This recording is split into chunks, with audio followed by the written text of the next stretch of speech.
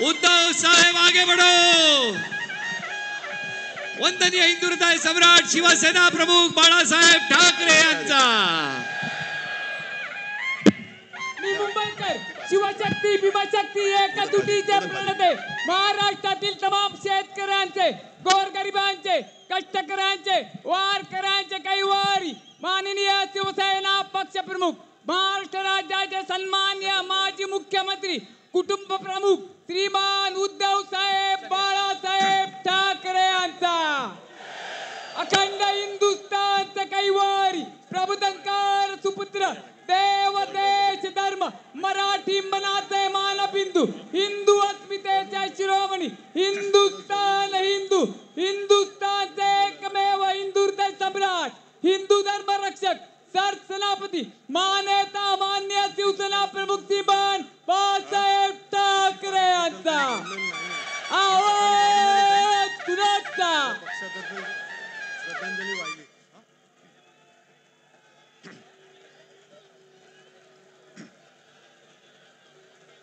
जमलेल्या माझ्या तमाम हिंदू बांधवांनो भगिनींनो आणि मातांनो,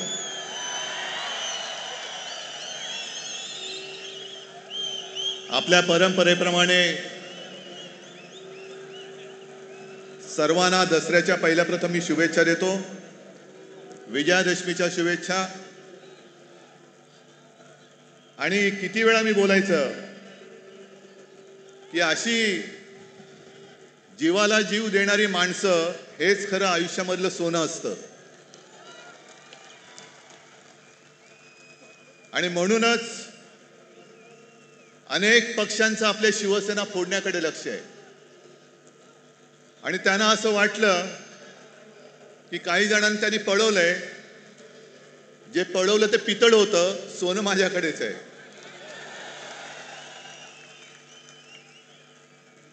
आता घरून येताना मी आजूबाजूला पाहत होतो, वाघाचं कातडं पांघरलेल्या लांडग्याची गोष्ट आपल्याला माहिती आहे, पण बाळासाहेबांची भगवी शाल पांघरणाऱ्या गाढवाचं चित्र मी आज पहिल्यांदा पाहिलं।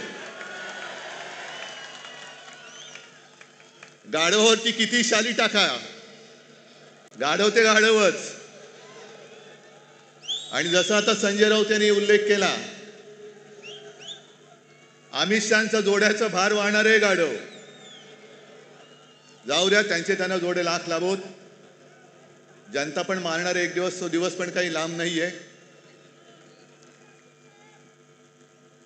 आज मुद्दामून ही सभा हा मेळावा अनेक जण सांगत होते की कसा घेणार, म्हटलं जसा नेहमी घेतो तसाच घेणार। आणि आजपर्यंत जेवढा जसा मोठा मेळावा झालाय त्याहीपेक्षा मोठा मेळावा आज होणार। मला माहिती आहे सगळीकडे चिखल झालेला आहे, याचं कारण कमळाबाई। आता तुम्ही म्हणाल पावसाचा आणि कमळाबाईचा काय संबंध, पण कमळाबाईच्या कारभाराने कमळाबाईंनी स्वतःची कमळं फुलवून घेतलेत, पण जनतेच्या आयुष्याचा चिखल करून टाकलेला आहे। आणि अंबादास, तुम्ही शेतकऱ्यांचा विषय पूर्ण मांडलात, जी हालत शेतकऱ्यांची झाले त्याची थोडीशी चुणूक आपल्याला येईल या पावसात भिजताना आणि चिखलात बसल्यावरती। घरादाराचं संपूर्णपणे चिखल झालेला आहे त्यांच्या। शेतकऱ्याची शेतजमीन तर वाहून गेलीच, पण घरादारामध्ये सुद्धा चिखल घुसलेला आहे। राहायचं कुठे? शेतकरी जो आपल्याला अन्नधान्य देतो, 2 घास देतो, तो शेतकरी आज विचारतोय की आम्ही खायचं काय? ही अशी परिस्थिती यापूर्वी कधी आलेली नव्हती। हे एवढं मोठं संकट, आजपर्यंत मराठवाडा हा अवर्षणग्रस्त होता, आता तिकडे अतिवृष्टी झालेली आहे। अतिवृष्टी म्हणजे आपत्तीग्रस्त। आणि मी तुम्हाला सगळ्यांना आवाहन करतोय, सर्व शिवसैनिकांना आवाहन करतोय, हे संकट फार मोठं आहे। जसं लिंबाळा दाऊला भूकंप झाला होता आणि शिवसेनेने एक गाव आपण दत्तक घेतलं होतं, राऊते साहेब तुम्ही होतात, खैरे साहेब होते, आपण अर्थात आपल्याकडे सरकार नाहीये, पण जी काय करता येईल ती फुलना फुलाची पाकळी ही मराठवाड्याच्या शेतकऱ्यासाठी आणि उद्ध्वस्त झालेल्या नागरिकांसाठी देऊ. अगदी मोठी बाग जरी नाही तरी काही जणांच्या आयुष्यात एखादं फुल जरी आपण फुलवू शकलो तरी मी म्हणेन आपल्या आयुष्याचं सार्थक झालं. हे करायला पाहिजे. कारण आजचे जे मुख्यमंत्री आहेत, मी काल मुद्दामून प्रेस कॉन्फरन्स घेतली. माणसं कशी बदलतात बघा. आपलं राज्य होतं तेव्हा हेच बोंबलत फिरत होते, ओला दुष्काळ जाहीर करा. आणि आता ते मुख्यमंत्री झाल्यानंतर बोलतायत की ओला दुष्काळी संज्ञाच नाहीये, नसेल. पण जनता संकटात आहे. खड्ड्यात घाला तुमच्या संज्ञा, पण त्यांना पहिले मदत द्या. मी कालही बोललोय, आधीही बोललोय, आजही परत बोलतोय की सगळे निकष बाजूला ठेवा आणि ज्यांचं ज्यांचं नुकसान झाले त्या शेतकऱ्यांना हेक्टरी 50,000 रुपये मदत ही केलीच पाहिजे. ज्याप्रमाणे आपलं सरकार होतं तेव्हा मी कोणीही न मागता, कोणताही निकष न लावता शेतकऱ्यांची कर्जमुक्ती केली होती.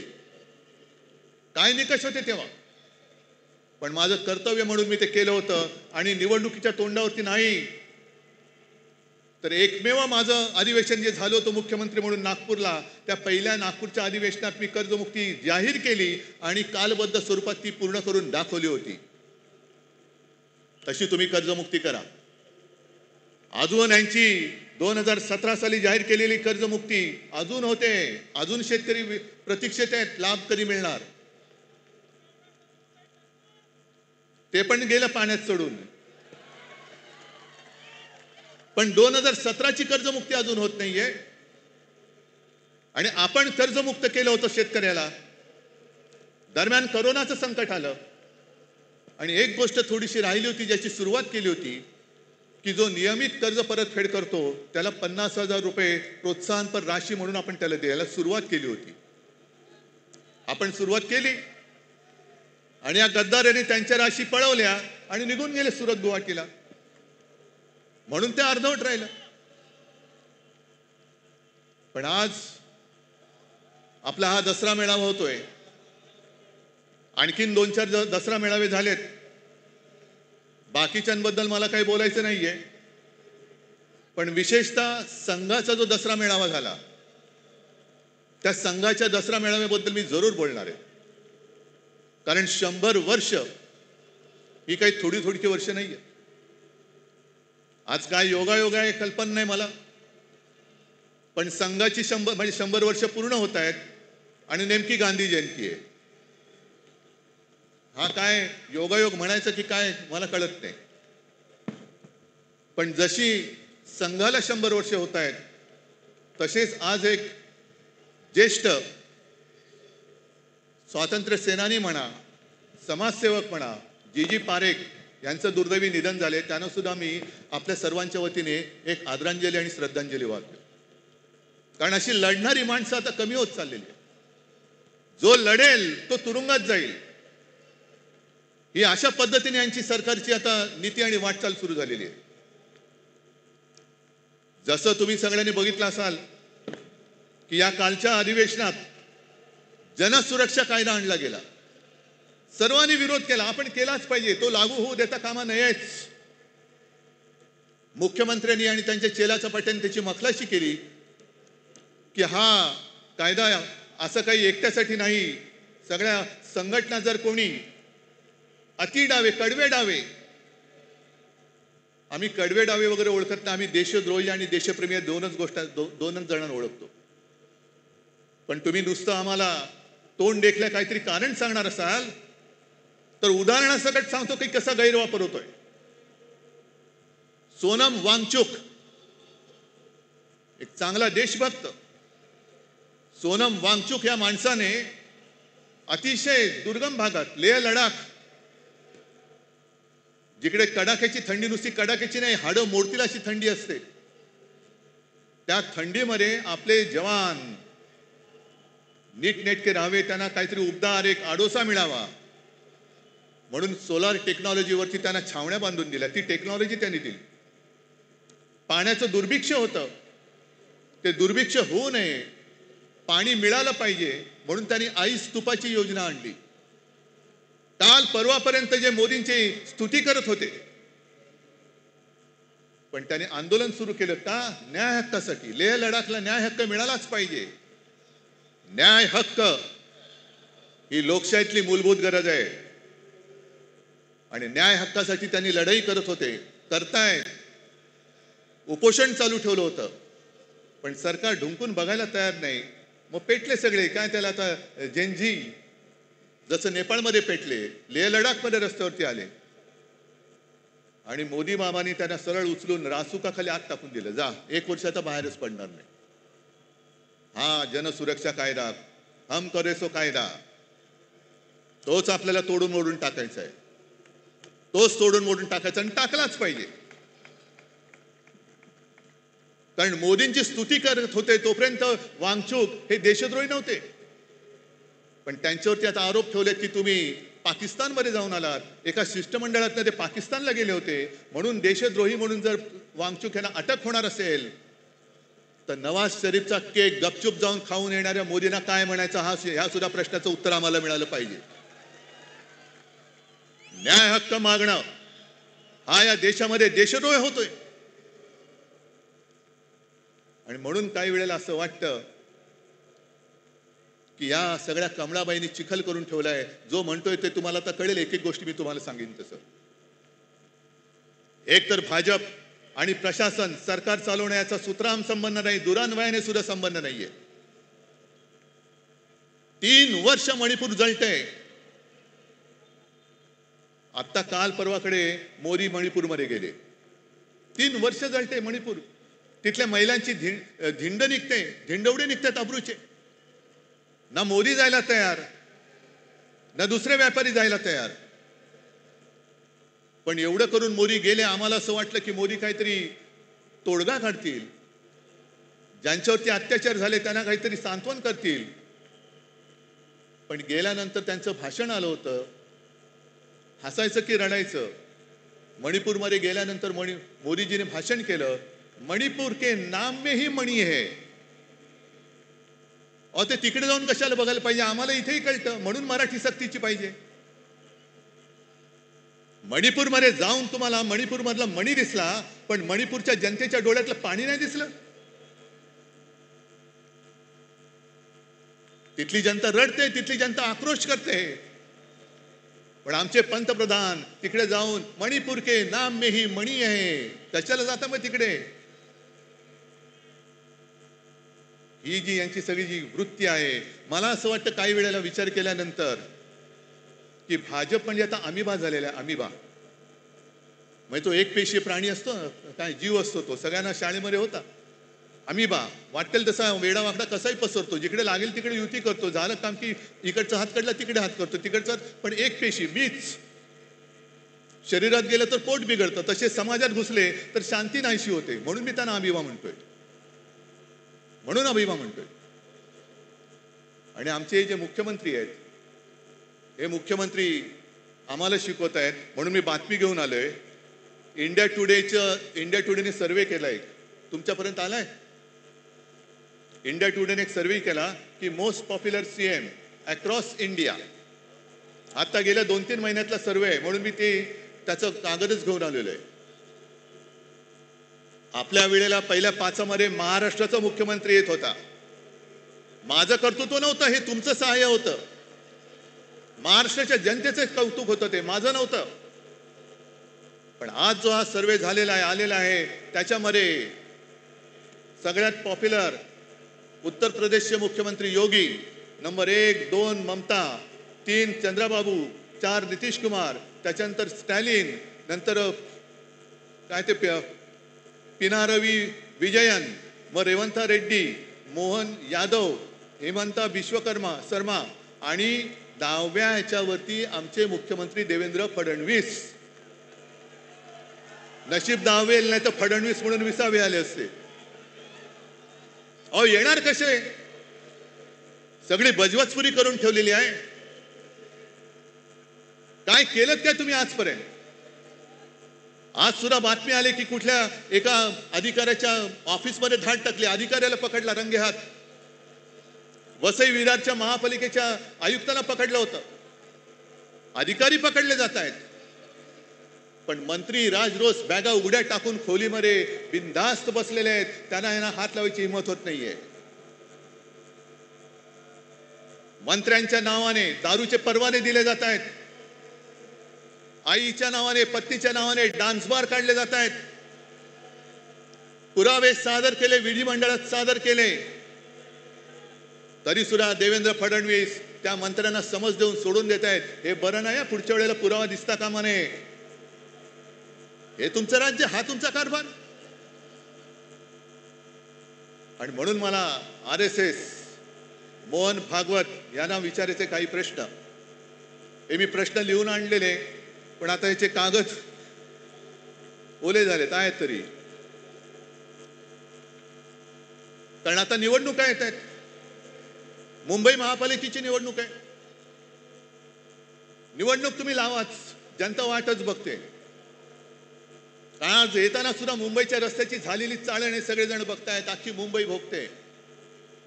जरा कुठे पाऊस झाल्यानंतर तुंबणारी मुंबई, तुम्ही ते मेट्रो आणि मोनो चालू ठेवण्याच्या ऐवजी मुंबईमध्ये आता बोट सेवा सुरू करा. मेट्रोचं स्टेशन तुंबतंय, मोनोरेल लटकते, खड्डे पडतायत, ट्रॅफिक वाढतोय. आणि हे आपले महापालिकेत भाजपचा महापौर झालाच पाहिजे म्हणून बोंबलून हे पुन्हा दिल्लीला जातात अमित शहा. आणि मग जशा निवडणुका जवळ येत आहेत तसतसे आता भाजपवाले, यांना दुसरा उद्योग नाही, हे पुन्हा हिंदू मुस्लिम करायला लागलेले आहेत. असतील इकडे सुद्धा मुसलमान आले असतील, येऊ द्यात. कारण शिवसेना प्रमुखांनी सांगितलेलं आहे, या देशामध्ये धर्म कोणाचाही कोणताही असू शकतो. आम्ही हिंदू आहोत, कोणी मुसलमान आहेत, कोणी ख्रिश्चन आहेत. धर्म कोणाचा कोणताही असला तरी राष्ट्र धर्म हा एकच असला पाहिजे, तो म्हणजे आपला हिंदुस्थान. धर्म आपल्या घरामध्ये ठेवा, पण घराच्या बाहेर जेव्हा आम्ही पडतो तेव्हा आमचा देश हाच माझा धर्म, ही शिवसेना प्रमुखांची शिकवण आहे. आणि तुमचं काय हिंदुत्व? म्हणून मला मोहन भागवतांना विचारायचंय, आणि जे भाजपवाले आमच्या अंगावरती येत आहेत की ह्याने मुंबई जिंकले तर खान महापौर होईल. अरे तुम्ही मुंबई जिंकू शकत नाही तर त्या अदानीच्या चरणावरती मुंबई तुम्ही समर्पयामी करून देऊन टाकाल. जानवं घालाल, शेंडी ठेवाल आणि अदानी नाम समर्पयामी. ही काय व्यापारी म्हणून तुम्ही इकडे मुंबईकडे बघताय, आम्ही आमचा जीव म्हणून मुंबईकडे बघतो आहोत. आणि आम्हाला जर का हिंदुत्व शिकवण्याचा प्रयत्न करत असाल तर पहिला आम्ही भाजपला परत सांगतो, तुमच्या फडक्यावरचा हिरवा रंग काढून टाका आणि मग आमच्याशी हिंदुत्वाच्या गप्पा करा. पहिलं ते तुमचं फडकं आहे, फडकच आहे, तो भगवा असूच शकत नाही. कारण भगवा हा शिवसेनेच्या हातामध्ये आहे, शिवसैनिकाच्या हातामध्ये आहे. तुमच्या फडक्यावरचा हिरवा काढा आणि मग आमच्या अंगावरती या. आणि मग 100 वर्ष झाल्यानंतर मोहन भागवतांना मी सांगतोय की भागवत साहेब, हे तुमचे चेले चपाटे आहोत. 100 वर्ष झाल्यानंतर तुम्हाला समाधान आहे का की ज्या कामासाठी 100 वर्ष संघाने मेहनत केली आणि त्या मेहनतीला आज लागलेली ही विषारी फळं, ही फळं बघितल्यानंतर तुमचं समाधान होतंय का? तुम्हाला आनंद मिळतोय का की याजसाठी केला होता अट्टहास, ही विचारी सगळी फळं त्या झाडाला लागलेत?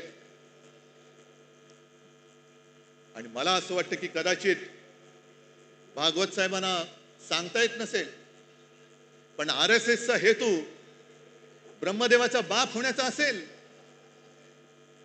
पण ब्रह्मदेव नाही झाला, ब्रह्म राक्षस झालेला आहे. आणि मुद्दामून तुम्हाला सांगतो, मी ब्रह्म राक्षस हा शब्द जाणीवपूर्वक वापरतो आहे. सगळ्यांनी घरी जाताना गुगलवरती ब्रह्म राक्षस या शब्दाचा अर्थ बघा. आमच्या अंगावरती हिंदुत्व म्हणून येताना मोहन भागवतांनी जे सांगितले, गेले काही वर्षातली त्यांची वाक्य आहेत. मुस्लिमों को लेकर RSS चीफ मोहन भागवत की बैठक में लिया गया बड़ा निर्णय, अब घर घर पहुंचेगी टीम. RSS प्रमुख मोहन भागवत ने दिल्ली में मुस्लिम धर्मगुरुओं के साथ बैठक की, जिसका उद्देश्य हिंदू और मुसलमानों के बीच की दूरी को कम करना है. पिछले 3 वर्षों से भागवत इस दिशा में सक्रिय है, मदरसों का दौरा कर रहे हैं और मुस्लिम नेताओं से मिल रहे हैं. हे जे बेंबीच्या देठापासून ओरडणारे भाजपडे आहेत त्यांना विचारतोय, मोहन भागवतांनी हिंदुत्व सोडले बोलण्याची हिंमत आहे का तुमची? आहे हिंमत? आणि हे एवढ्या पुरतं थांबलेलं नाहीये. या बातम्या ज्या आहेत, 2022 ची बातमी एक आहे की मोहन भागवत यांनी मशिदीला भेट दिल्यानंतर त्यांचे मुसलमानांचे जे सर्वोच्च नेते आहेत उमर अहमद इलियासी यांनी त्यांचा राष्ट्रपिता म्हणून उल्लेख केला. हिंदुस्थान मधल्या मुसलमानांच्या सर्वोच्च नेत्याने मोहन भागवतांचा राष्ट्रपिता म्हणून उल्लेख केला. जा भाजपड्यांना विचारा त्यांना जाऊन की हिंदुस्थानचे राष्ट्रपिता म्हणालेत का पाकिस्तानचे राष्ट्रपिता त्यांना म्हणालेत. आमच्या अंगावरती येतं. अरे तुम्हाला लाज लज्जा शरम काय आहे की नाही? एक तर काहीतरी ठरवा. आम्ही जे बोललो ते एवढ्यासाठी बोललो ना, आकार ना उकार ना ध्येय ना धोरण, कसाही वावरतोय, कसाही वाढतोय, कसाही पसरतोय.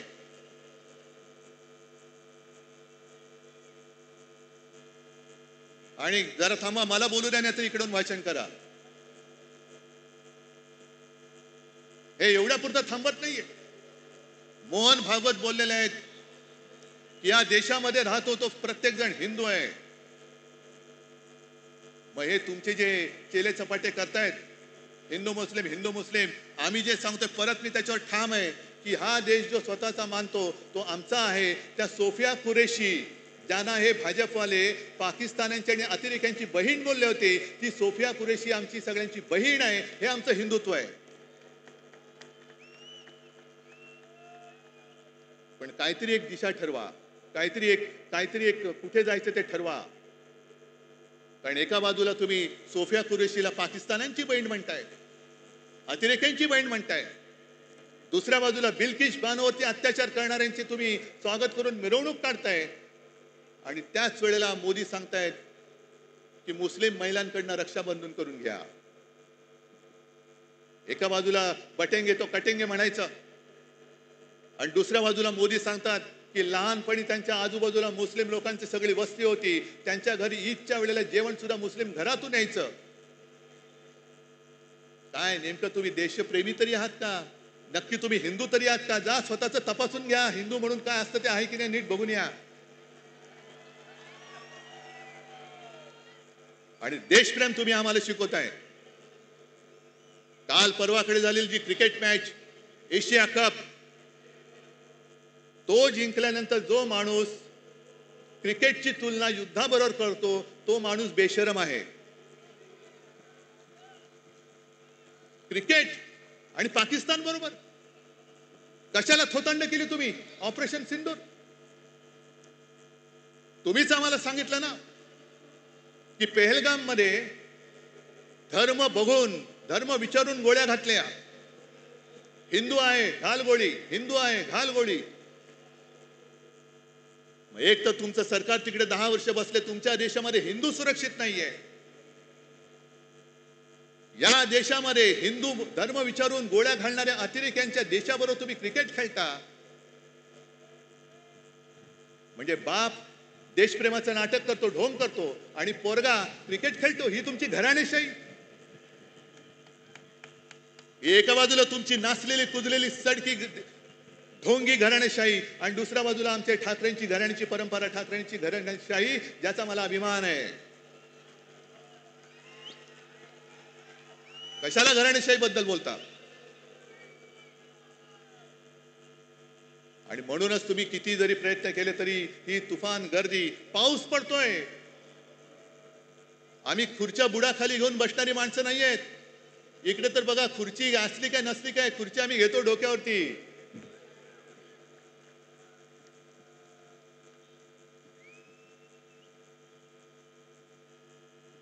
आणि मुंबईच्या बद्दल जर का बोलायचं झालं, कारण आता निवडणुका मागून निवडणुका येणार. काल परवाकडे जेव्हा मी शेतकऱ्यांच्या दौऱ्यावरती गेलो होतो, पाहणी त्यांच्याशी बोलत होतो, शेतकरी उद्विग्न आहे, रडतोय. आणि काही जण मला येऊन बोलत होते की साहेब, तुमच्या काळात तुम्ही केलेली कर्जमुक्ती तशी आम्हाला पाहिजे, तुम्ही आम्हाला परत हवे आहात. म्हटलं आता दादा त्याच्यामध्ये जाऊ नकोस, पहिलं तुला संकटातून बाहेर काढावं लागेल. पण एक वाक्य बोलताना तो बोलून गेला ते फार महत्वाचं आहे. म्हणून मी जी काल मागणी केली लाडक्या बहिणीबाबत ती त्याच्यासाठी केलेली आहे. निवडणूक आल्यानंतर महिलांच्या अकाउंटमध्ये 1,500 रुपये टाकले गेले. आणि ही गोष्ट काही प्रमाणात आपण मान्य केली पाहिजे की महिला थोड्याशा नाही म्हटलं तरी जिकडे खायला अन्न नाही तिकडे 1,500 रुपये मिळत असतील आणि घरापुरते 1-2 रात्री मुलाबाळांना काहीतरी खाऊ देऊ शकत असेल तर महिला थोड्याशा नाही म्हटलं तरी अरे हे बरं चाललंय. पण तो शेतकरी बोलला की साहेब ही भाजपची औलाद आहे ना, ही आता पगारी मतदार तयार करते, पगारी मतदार. आपल्याला महाराष्ट्राने ठरवायचंय की आपण भाजपचे पगारी मतदार होणार की स्वाभिमानी मतदार व्हायचंय, हे आता तमाम महिलांनी ठरवायचंय. कारण पंतप्रधान तिकडे बसलेत. आज माझी अशी अपेक्षा होती की सर्व कामं रद्द करून 1 फुल आणि 2 हाफ जे आपल्याकडे आहेत, मुख्यमंत्री आणि 2 उपमुख्यमंत्री, हे तिकडे दिल्लीत जाऊन बसायला पाहिजे होते की माझा महाराष्ट्र आज बुडतोय, अतिवृष्टीमध्ये भिजून चाललाय, जीवन उद्ध्वस्त झालेलं आहे. सगळे निकष बाजूला ठेवून केंद्राकडनं आम्हाला भरघोस मदत द्या, 10,000, 20,000, 25,000 कोटी रुपये आम्हाला द्या. पण पंतप्रधानांना प्रस्ताव पाहिजे. देवेंद्र फडणवीसांचा अभ्यास सुरू आहे. अभ्यास होईपर्यंत त्यांना माहिती आहे की लोक विसरून जातात. जरा थोडंसं काहीतरी हातावर टिकवलं की निवडणुका आपण पार पाडू, मग काय बसले बोंबलत. बिहारमध्ये निवडणुकांच्या तोंडावरती पंतप्रधान तिथल्या महिलांच्या अकाउंटमध्ये 10,000 रुपये त्यांनी टाकलेत. जवळपास किती? 10,000 कोटी रुपये. 10,000 कोटी काय प्रस्ताव आला होता बिहारमधून? तिकडे निवडणुका असल्यानंतर प्रस्तावाची गरज नाही. तुम्हाला मतं विकत घेण्यासाठी तुमच्याकडे पैसे आहेत, पण उद्ध्वस्त झालेल्या महाराष्ट्रासाठी द्यायला तुमच्याकडे पैसे नाहीत, हा माझा जाहीर आरोप आहे. गेल्या निवडणुकीत सुद्धा मोदी तिकडे गेले होते आणि लिलाव केला. बिहार के लिए मैं पैकेज देना चाहता हूं, कितना दे दूं? 50,000 दे दूं कि 70,000? 70,000 दे दूं कि 90,000? आणि करत करत करत 1.25 लाख कोटी रुपये त्यांनी तिकडे जाहीर करून टाकले होते. 1.25 लाख कोटी मिळाले की नाही मिळाले बिहारच्या जनतेला माहिती. म्हणजे तुमच्याकडे पैसे आहेत, पण तुम्हाला महाराष्ट्राला, तुम्ही महाराष्ट्रावरती अन्याय करताय. अन्याय तुमच्या मनामध्ये आहे. महाराष्ट्रावरती सूड घ्यायचंय तुम्हाला. हे जे राजकारण चाललेलं आहे, म्हणून मी जे काय म्हटलं की भाजप आणि सरकार यांचा सुतराम संबंध नाहीये. सुतराम संबंध नाहीये. याला प्रत्येक गोष्टीमध्ये महोत्सव साजरे करायचे. बचत महोत्सव, बचतोत्सव. जीएसटी कमी केला, लावला कोणी होता? नेहरूने लावला होता. नेहरूने लावला होता का जीएसटी? मग गेले 8 वर्ष तुम्ही लुटलात संपूर्ण देशाला. 125 लाख कोटी रुपये तुम्ही तिकडे खिशात घालून बसलात. म्हणजे मला तो राजेश खन्नाचा पिक्चर आठवला. कुठला तो आज का MLA का काहीतरी पिक्चर आहे. त्याच्याकडे काही हॉटेलवाले येतात आणि सांगतात की अमुक एका पदार्थाची किंमत वाढवायची. ते सगळे म्हणतात अहो किंमत वाढवली तर लोक बोंबलतील. तुले कितना चाहते हो? नहीं दुगना करना चाहता हूं. नहीं ठीक है आप तिगना कर दो, तिप्पट करा. सगळे आजूबाजू सांगतात तो तिप्पट काय लोक रस्त्यावरती उतरतील. म्हणजे राजेश खन्ना मुख्यमंत्री असतो सांगू उतरने दो, लोग रस्ते पे उतरेंगे, आंदोलन करेंगे, तोडफोड होईल.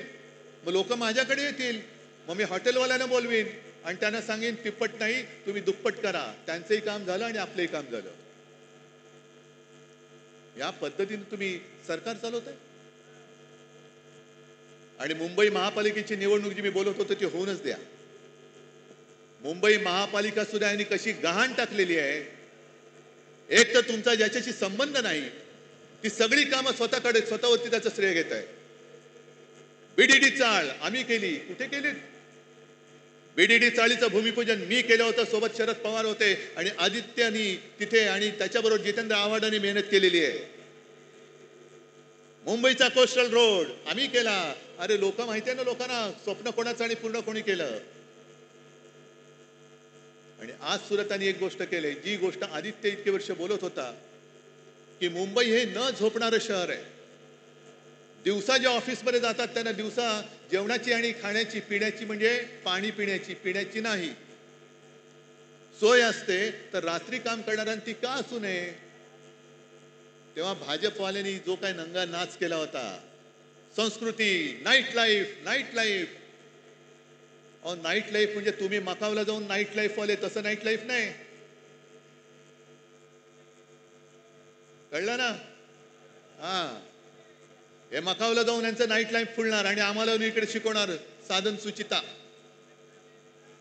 आज जे आपण बोलत होतो तेच त्यांनी केले. रात्री सुद्धा आम्ही पब आणि बारची मागणी करतच नव्हतो.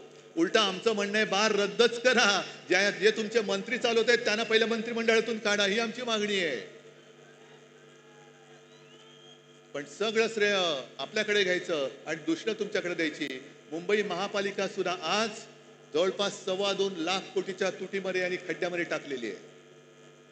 सहन करायचं आपण, बघत बसायचं आपण. आणि निवडणूक घेऊ शकतील असं मला वाटत नाही, कारण लोकप्रतिनिधी ज्या दिवशी सभागृहात जातील त्या दिवशी यांनी 3 वर्षात खाल्लेली सगळी मुंबईची तिजोरी ही जनतेसमोर येईल. आम्ही आणणार व्हाईट पेपर, पहिला काढणार, त्याच्यावरती व्हाईट पेपर काढणार आहे. बोलण्यासारख्या बऱ्याच गोष्टी आहेत, मला हरकत नाहीये, पण तुम्ही तरी किती वेळ भिजणार?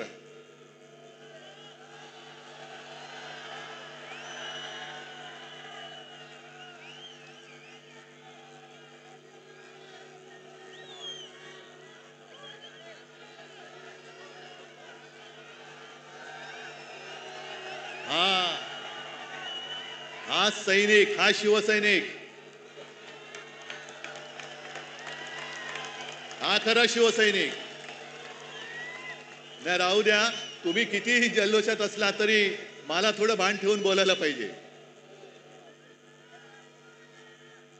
मग काही जणांची अपेक्षा आहे की उद्धव ठाकरे पुढचा कार्यक्रम काय देणार.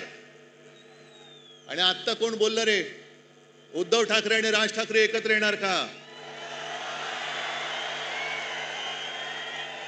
अरे मग 5 जुलैला काय केलं होतं आम्ही? आणि तेव्हा मी बोललेलो आहे, आम्ही एकत्र आलोय ते एकत्र राहण्यासाठी. जिथे माझ्या मातृभाषेचा घात होत असेल तिथे मी मराठी माणसामध्ये फूट पडू देणार नाही.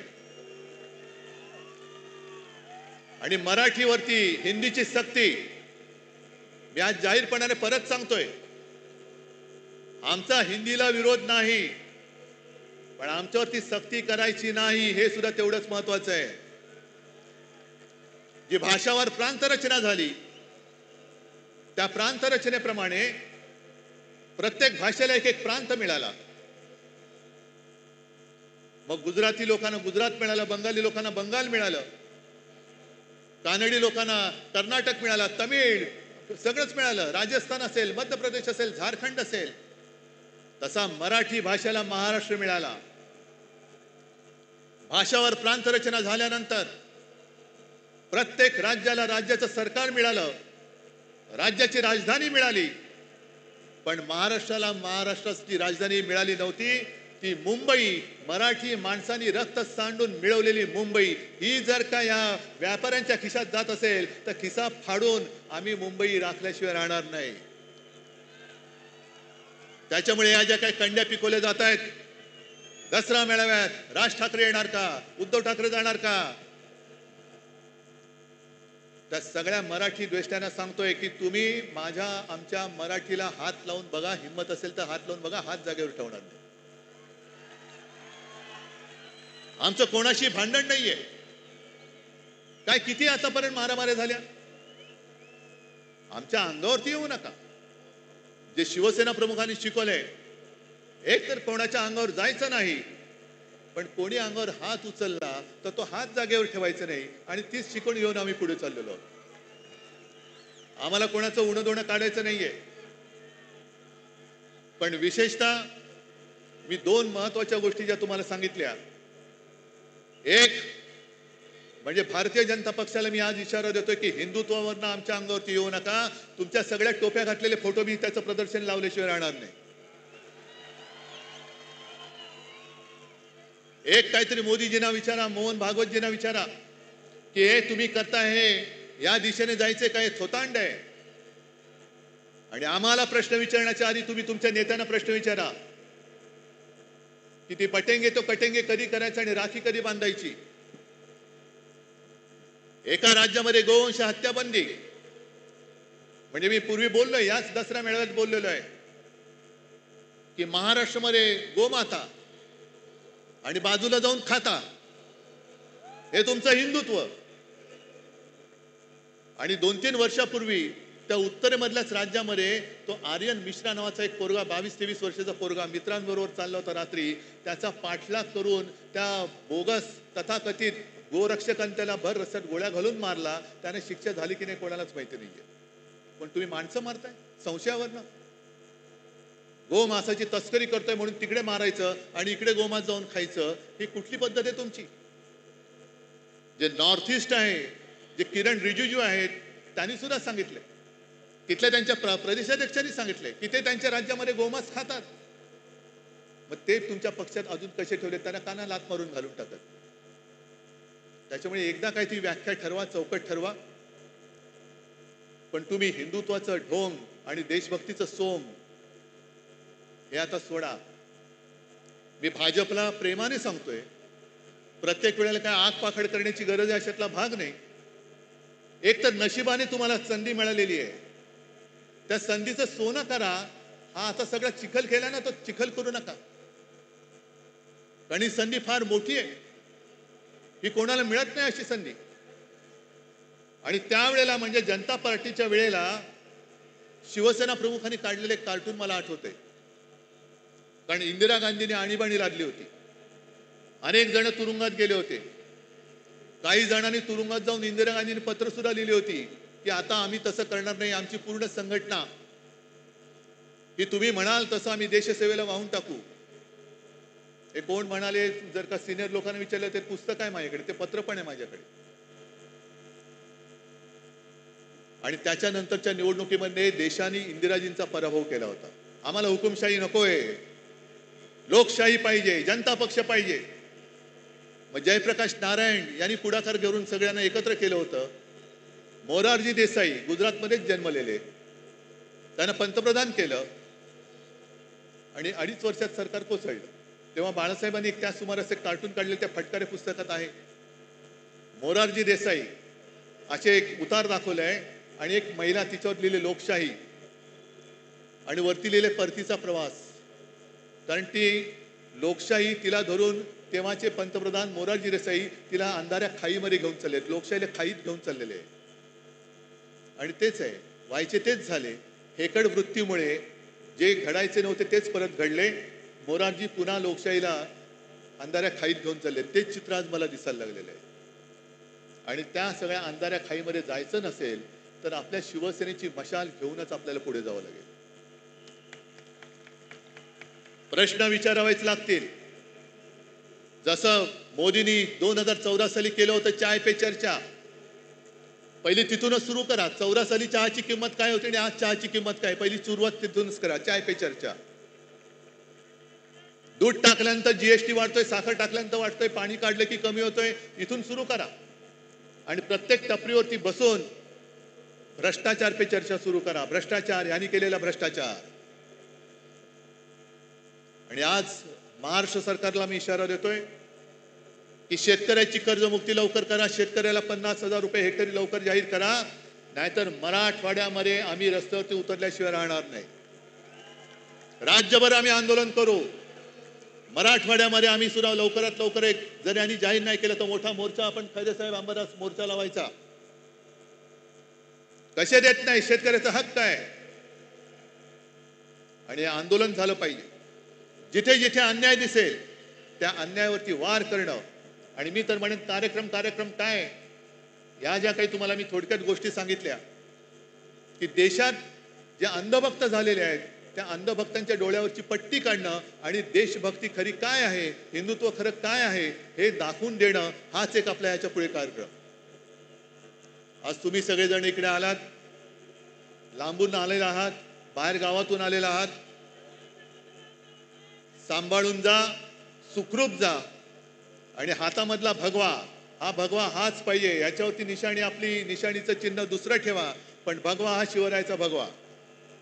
हा भगवा डौलाने फडकत लोकांना वाटलं पाहिजे, अरे माझा रक्षण करता हा बाळासाहेबांचा शिवसैनिक आहे. भगवी शाल पांघरलेला गाढव होऊ शकत नाही, कदापि होऊ शकत नाही. बस सगळ्यांना धन्यवाद देतो आणि असंच प्रेम, असेच आशीर्वाद कायम पाठीशी असू द्या. धन्यवाद. जय हिंद, जय महाराष्ट्र.